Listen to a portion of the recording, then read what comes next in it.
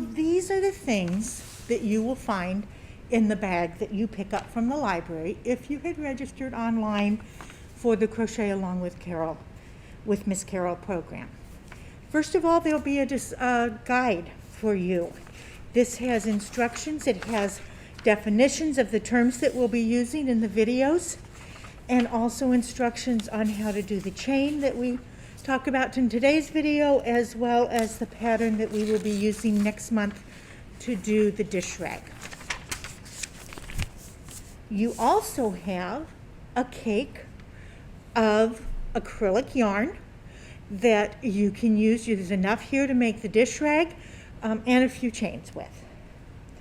You have an aluminum crochet hook. This is a size 5.0 or an H hook. You have a stitch marker.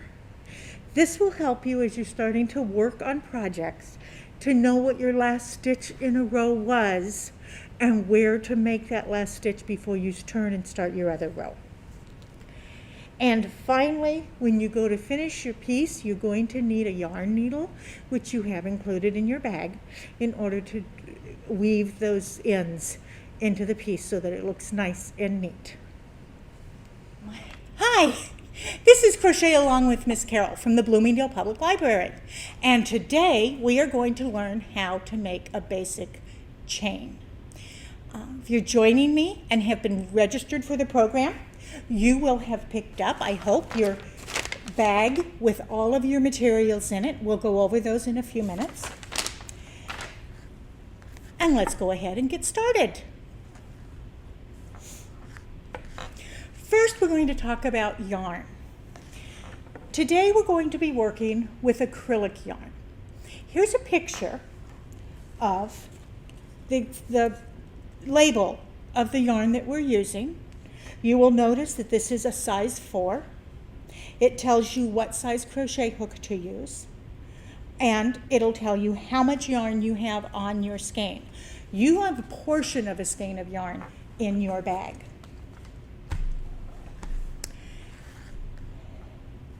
We're also going to talk about hooks. There are different sizes and types of hooks. What you have in your bag is a regular aluminum hook in a size H. I am using a hook size H hook today that has a little bit more of a comfortable handle for me because Miss Carol's hands need a little more comfort. You may also have in your bag a stitch marker. This will be important to help you to mark the end of your row so you know where your last stitch needs to be and how to go from there.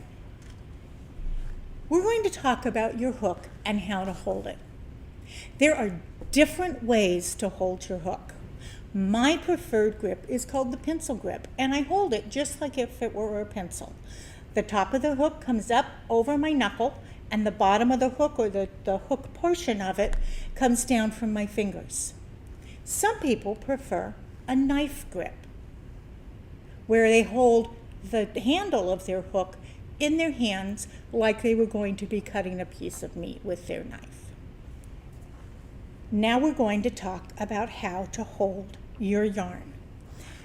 You have a yarn ball or a yarn cake, and I like to pull from the middle. You have less problems with getting knots in your yarn that way. My preferred method of holding my yarn is I bring the free end up and over my little finger to make a loop around my finger. I bring it over my index finger, and then I hold the part that I'm working with between my middle finger and my thumb, always making sure that there's not too much or too little yarn right here, which is what I'm going to be working with, and that it is tight but not stretched. If it's too loose, you won't be able to get your hook to pick up right. If it's too tight, your stitches will be too tight to work with. So you want it just taut. Just keep it straight. This is one of the hardest things to learn on crocheting, is just how much tension to hold on your yarn.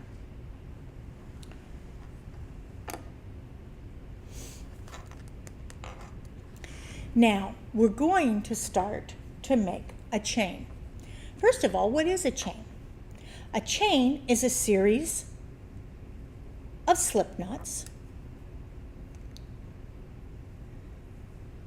that make up the foundation of just about any crochet project you're going to do.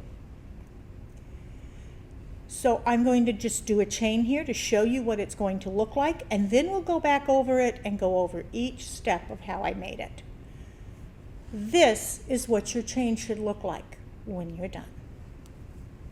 And one thing I like about crochet is if you make a mistake, as crocheters like to say, we frog it, which means we rip it right out. So the first thing we do before we make our chain is we make a slip knot to get started. I prefer not to use my hook to do this. I do this on my fingers.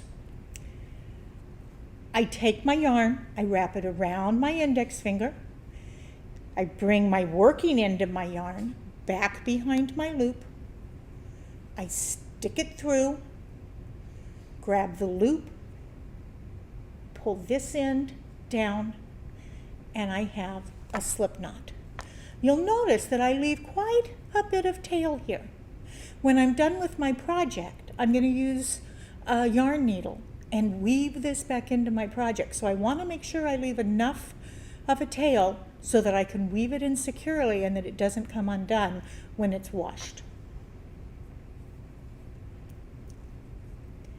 So here I put my yarn on my finger, wrap it around my little finger, up over my index finger, hold that knot right here between my middle finger and my thumb, pick up my crochet hook, I'm going to put it in the thing. I can make that loop smaller just by moving my index finger up and pulling it a little tighter.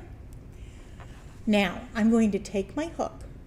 I'm going to yarn over, which means I'm going to take my yarn and pull it over the front of my hook and let it fall down the throat into the hook of my thing and pull that through that loop I have. There is one chain made.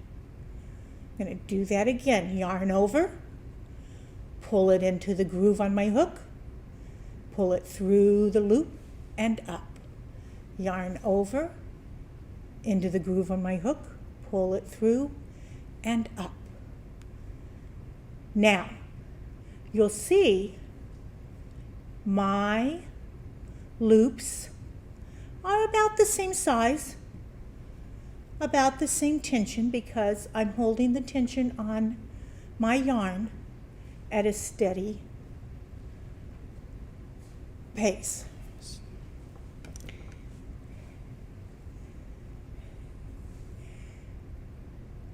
Yours might not look like that, and that's okay. It takes a lot of time, a lot of practice to get your stitches all even and uniform, but keep at it. Chain and chain and chain until you get it down, until you're comfortable with the chain. Then we can think about moving on to other stitches. You can use your chains to make lots of different things without ever doing another stitch. If I take my chain, make it this long, I'm going to pull that tight and use my scissors to cut my yarn and pull it through, and I have a bookmark. Or I can put it around my wrist and tie the pieces together.